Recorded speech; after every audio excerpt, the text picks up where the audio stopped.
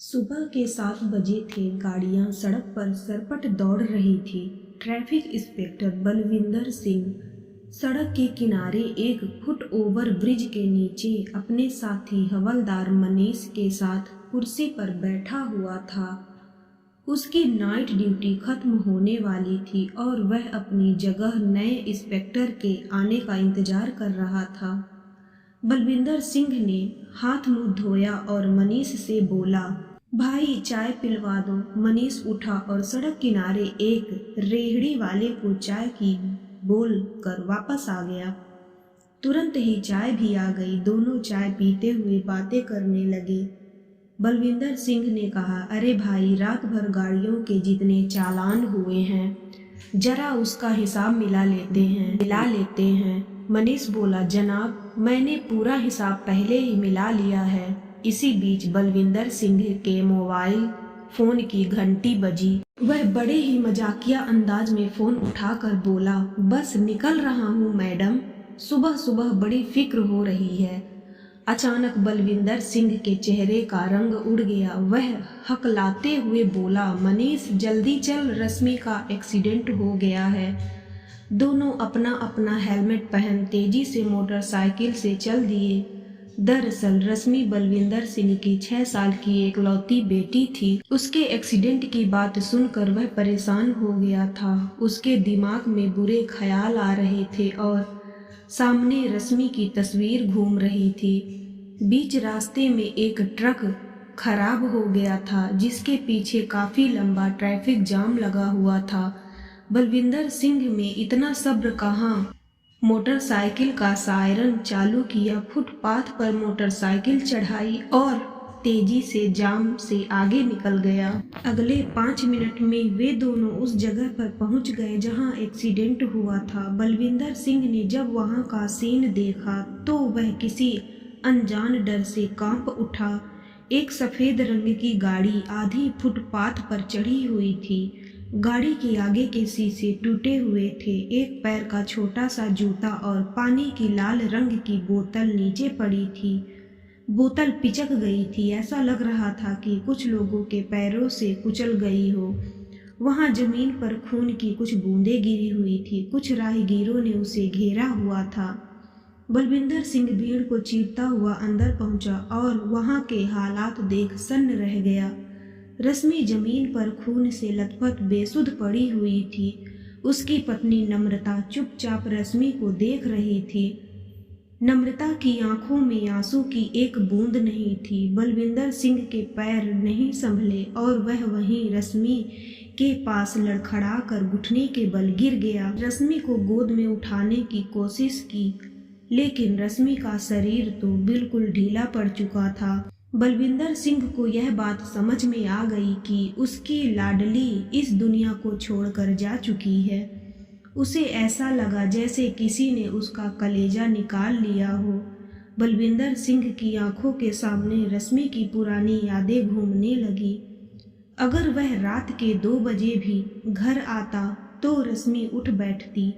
पापा के साथ उसे रोटी के 2 निवाले जो खाने होते थे, वह तोतली जबान में कविताएं सुनाती। दिन भर की धमा चौकड़ी और मम्मी के साथ झगड़ों की बातें बताती।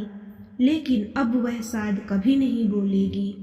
वह किसके साथ खेलेगा, किसको छेड़ेगा। बलविंदर सिंह बच्चों की तरह फूट फूट कर रोने लगा। कोई है भी तो नहीं जो उसे चुप करा सके। नम्रता वैसे ही पत्थर की तरह भूत बनी बैठी हुई थी। हवलदार मनीष ने डरते हुए बलविंदर सिंह को आवाज लगाई, सर जी, गाड़ी के ड्राइवर को लोगों ने पकड़ रखा है, वह उधर सामने है। बलविंदर सिंह पागलों की तरह उसकी तरफ झपटा। कहाँ है? बलविंदर सिंह की आंखों में खून उतर आया था। ऐसा लगा जैसे वह ड्राइवर का खून कर देगा। ड्राइवर एक कोने में दुबका बैठा हुआ था। लोगों ने शायद उसे बुरी तरह से पीटा था। उसके चेहरे पर कई जगह चोट के निशान थे। बलविंदर सिंह तकरीबन भागते हुए ड्राइवर की तरफ बढ़ा, लेकिन जैसे जैसे वह ड्राइवर के पास आया, उसकी चाल और त्योरियां धीमी होती गईं। हवलदार मनीष वहीं पास खड़ा था, लेकिन वह ड्राइवर को कुछ नहीं बोला। बलविंदर सिंह ने बेदम हाथों से ड्राइवर का कॉलर पकड़ा। ऐसा लग रहा था जैसे वह चाहकर भी कुछ नहीं कर पा रहा हो। दरअसल कुछ समय पहले की बलविंदर सिंह का सामना इस शराबी ड्राइवर से हुआ था। सुबह के 6 बजे थे। बलविंदर सिंह सड़क के किनारे उसी फुट ओवर ब्रिज के नीचे कुर्सी पर बैठा हुआ था। थोड़ी देर में मनीष एक ड्राइवर का हाथ पकड़ ले आया। ड्राइवर ने शराब पी रखी थी और अभी एक मोटरसाइकिल वाले को टक्कर मार दी थी। मोटरसाइकिल वाले की पैंट घुटने के पास फटी हुई थी और वहां से थोड़ा खून भी निकल रहा था।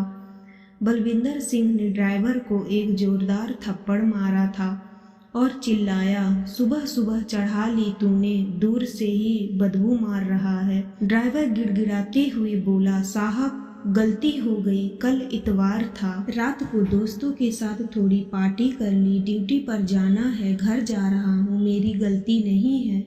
यह एकाएक सामने आ गया। बलविंदर सिंह ने फिर थप्पड़ उठाया था, लेकिन मारा नहीं और जोर से चिल्लाया, क्यों अभी इसकी जान चली जाती और तू कहता है कि यह खुद से सामने आ गया। दारू तो तूने पी रखी है, लेकिन गलती इसकी है। सही है मनीष, इसकी गाड़ी जब्त करो और थाने ले चलो। ड्राइवर हाथ जोड़ते हुए बोला था, साहब मैं मानता हूँ कि मेरी गलती है, मैं इसके इलाज का खर्चा देता हूँ। ड्राइवर ने 500 रुपये निकाल कर उस आदमी को दे दिए।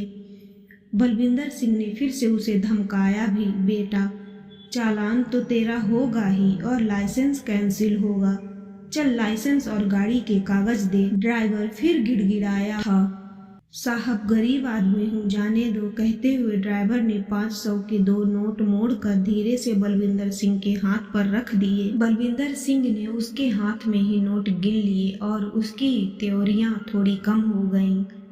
वह झूठ मूठ का गुस्सा करते हुए बोला था, इस बार तो छोड़ रहा हूँ, लेकिन अगली बार ऐसे मिला तो तेरा पक्का चालान होगा। ड्राइवर और मोटरसाइकिल सवार दोनों चले गए। बलविंदर सिंह और मनीष एक दूसरे को देखकर हंसने लगे। बलविंदर बोला, सुबह चढ़ा कर आ गया। मनीष ने कहा, जनाब कोई बात नहीं, वह कुछ देकर ही गया है। वे दोनों जोर जोर से हंसे थे। अब बलविंदर सिंह को अपनी ही हंसी अपने कानों में गूंजती हुई सुनाई दे रही थी और उसने ड्राइवर का कॉलर छोड़ दिया। उसका सिर शर्म से झुका हुआ था। बलविंदर और मनीष एक दूसरे की तरफ नहीं देख पा रहे थे। वहां खड़े लोगों को कुछ समझ नहीं आया कि क्या हुआ है, क्यों इन्होंने ड्राइवर को छोड़ दिया। मनीष ने पुलिस कंट्रोल रूम में एम्बुलेंस को फोन कर दिया। थोड़ी देर में पीसीआर वैन और एम्बुलेंस आकर वहां खड़ी हो गई। पुलिस वालों ने ड्राइवर को पकड़कर पीसीआर वैन में बिठाया। ड्राइवर एकटक बलविंदर सिंह की तरफ देख रहा था, पर बलविंदर सिंह चुपचाप गर्दन नीचे किए रश्मि की लाश के पास आकर बैठ गया। उसके चेहरे से गुस्से का भाव गायब था और आत्मग्लानि से भरे हुए मन में तरह तरह के विचारों का बवंडर उठा। काश मैंने ड्राइवर को रिश्वत लेकर छोड़ने के बजाय तत्काल जेल भेजा होता तो इतना बड़ा नुकसान नहीं होता।